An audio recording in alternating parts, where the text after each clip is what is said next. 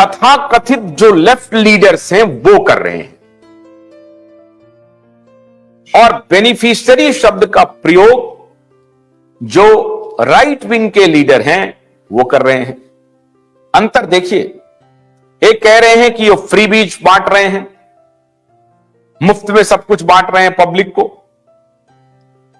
लेकिन बीजेपी उसे अपने डिस्कोर्स में, इवन पब्लिक डिस्कोर्स में भी उन शब्दों को बड़ी फाइन ट्यून करके प्लेस कर दिया है, और मीडिया में, पब्लिक में, हर जगह पॉलिटिकल एनालिस्ट हो, इलेक्शन एनालिस्ट हो, पत्रकार हो, शिक्षक हो, वकील हो, या जो कॉमन सिटीजन हैं वो हो, सारे लोग अब इस पर बात करने लगे हैं कि बेनिफिशियरी एक वर्ग आ गया है जिसको प्रधानमंत्री जी ने नर्चर किया है। अब वो बेनिफिशियरी शब्द जो है वो लाभार्थियों के लिए प्रयोग हो रहा है। लाभार्थी कौन है? लाभार्थी 80 करोड़ लोग हैं। आप कल्पना कीजिए, अगर 80 करोड़ लोगों को मुफ्त में, बिना किसी काम के, मुफ्त, ये ध्यान रखिए आप, बदले में उनको कुछ भी नहीं करना पड़ रहा है।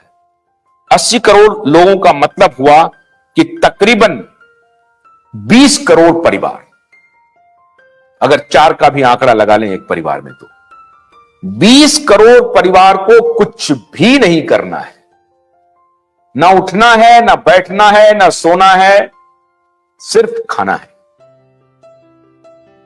इस विचार को जरा ध्यान से सुनिए।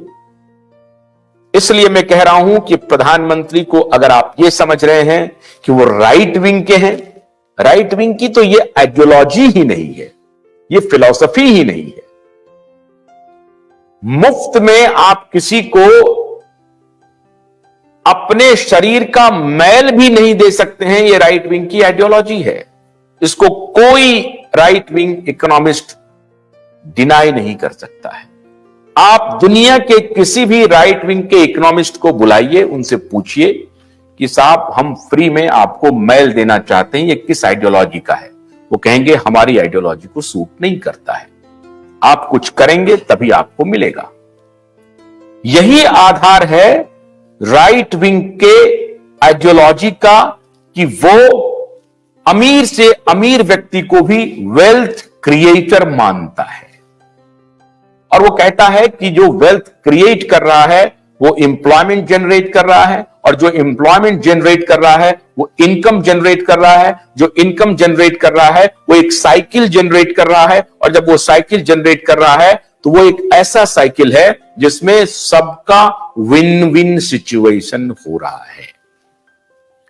एक बड़ा फैक्ट्री ओनर अगर फैक्ट्री लगाता है तो एम्प्लॉयमेंट जनरेट करता है, उससे वो कुछ प्रोड्यूस करता है, कुछ माल बनाता है, फिर वो माल बाजार में जाता है और एम्प्लॉयमेंट इधर जनरेट होता है।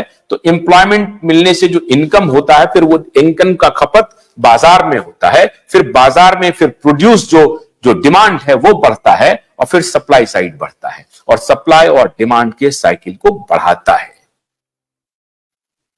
ये है राइट विंग के आइडियोलॉजी का मूल।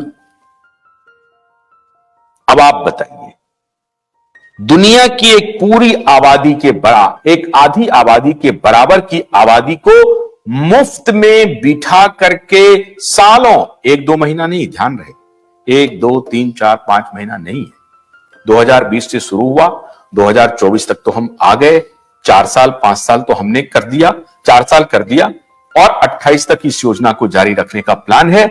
इसका मतलब यह हुआ कि तकरीबन 2 टर्म, 10 साल तक लगभग आप एक पूरी आबादी को बिना कुछ उनसे किए हुए, इस पर अभी मैं चर्चा नहीं करूंगा कि ये मैं लाभार्थी विरोधी हूं, गरीब विरोधी हूं, राइट विंग का अप्रोच रख रहा हूं, लेफ्ट विंग का अप्रोच रख रहा हूं, इस पर बाद में बात करेंगे। मैं आपके सामने सिर्फ तथ्य रख रहा हूं, तथ्य को आप परख लीजिए। तथ्य यह है कि 20 करोड़ परिवार, 80 करोड़ आबादी, 1 साल नहीं 4 साल तक हमने बिठा के खिलाया, और अगले आने वाले 4 साल भी हम बिठा के खिलाएंगे।